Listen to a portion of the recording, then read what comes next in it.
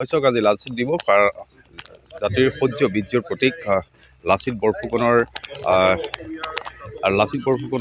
প্ৰতি শ্ৰদ্ধা নিবেদন কৰি 24 নৱেম্বৰ দিনটোত উদযাপন কৰি হৈছে লাচিত দিৱস। আৰু ব্যতিক্ৰম নহয় এইবাৰো। আৰু এই মুহূৰ্তত মই উপস্থিত আছোঁ যোৰহাট জিলাৰ ঐতিহাসিক হোলোঙামাৰস্থিত যি লাচিতৰ মৈদামস্থলী, সেই মৈদামত উপস্থিত আছোঁ। আৰু লাচিত মৈদাম সংৰক্ষণ সমিতিৰ উদ্যোগত ইতিমধ্যে দিনজোৰা কাৰ্যসূচীৰে এই দিৱস উদযাপন কৰা হৈছে। আটাইতকৈ লক্ষণীয় বিষয়টো হ'ল যে লাচিত বৰফুকনৰ এই মৈদাম হোলোঙাপাৰস্থিত এই মৈদামত ইতিমধ্যে অসম চৰকাৰে জাতীয় বীৰজনৰ প্ৰতি শ্ৰদ্ধা জনাই ইয়াৰ সংবৰ্ধনৰ বাবে বা প্ৰসাৰৰ বাবে এক বিশেষ প্ৰকল্প গ্ৰহণ কৰিছিল, লাচিত বৰফুকন সাংস্কৃতিক প্ৰকল্প।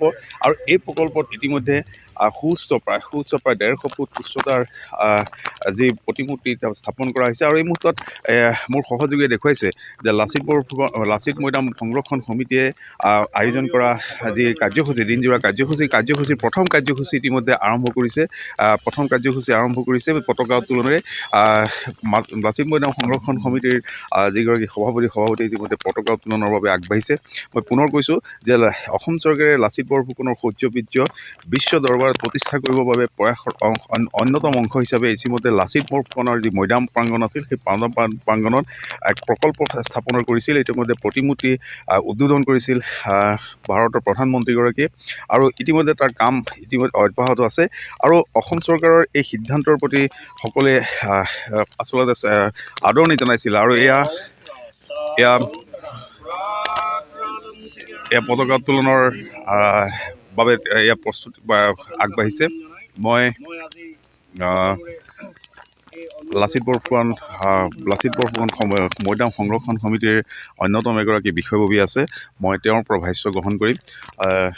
মই পুনৰ কৈছোঁ যে জাতীয় বীৰ লাচিত বৰফুকনৰ এই মৈদামৰ আজি প্ৰথম কাৰ্যসূচী। তাৰ পাছত ইয়াৰ পাছতে মৈদামৰ যি তৰ্পণ, সেই মৈদামৰ তৰ্পণ হ'ব।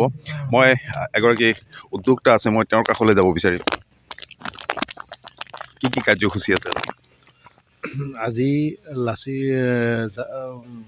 জাতীয় বীৰ লাচিত বৰফুকন মৈদাম প্ৰাংগণত দিনজোৰা কাৰ্যসূচীৰে লাচিত দিৱস উদযাপন কৰা হৈছে। ইতিমধ্যে ৰাতিপুৱা চৌহদ পৰিষ্কাৰ কৰা, নিকাকৰণ, এতিয়া পতাকা উত্তোলন কাৰ্যসূচী হৈছে। ইয়াৰ পিছত মৈদাম তৰ্পণ আছে। বিভিন্ন দল সংগঠনে আমাক জনাইছে তেখেতসকলে আহি মৈদামত আজি তৰ্পণ কৰিব। তাৰপিছতে ছাত্ৰ ছাত্ৰীসকলৰ মাজত কুইজ প্ৰতিযোগিতা পৰা আদি কৰি বিভিন্ন জাতি জনগোষ্ঠীয় সাংস্কৃতিক পৰিৱেশনেৰে আমাৰ কাৰ্যসূচী দিনজোৰাকৈ আজি আয়োজন কৰা হৈছে। ধন্যবাদ জনাইছোঁ। এয়া পতাকা উত্তোলনৰ পাছতে আৰম্ভ হৈছে স্মৃতি তৰ্পণ। আৰু প্ৰতিমূৰ্তি আছে, লাচিত বৰফুকনৰ প্ৰতিমূৰ্তি আছে, পূৰ্বৰ যিগৰাকী প্ৰতিমূৰ্তিত মাল্যাৰ্পণ কৰিছে। এনেদৰে দেখা গৈছে এয়া লাচিত বৰফুকনৰ যি প্ৰতিমূৰ্তি আছে, পূৰ্বৰ যি প্ৰতিমূৰ্তি আছে লাচিত মৈদামৰ প্ৰাংগণত, সেয়া তাৰ সন্মুখত এয়া বন্তি প্ৰজ্বলন কৰিছে। বন্তি প্ৰজ্বলনৰ পাছত মাল্যাৰ্পণ কৰিব, মাল্যাৰ্পণ কৰাৰ ক্ষণ।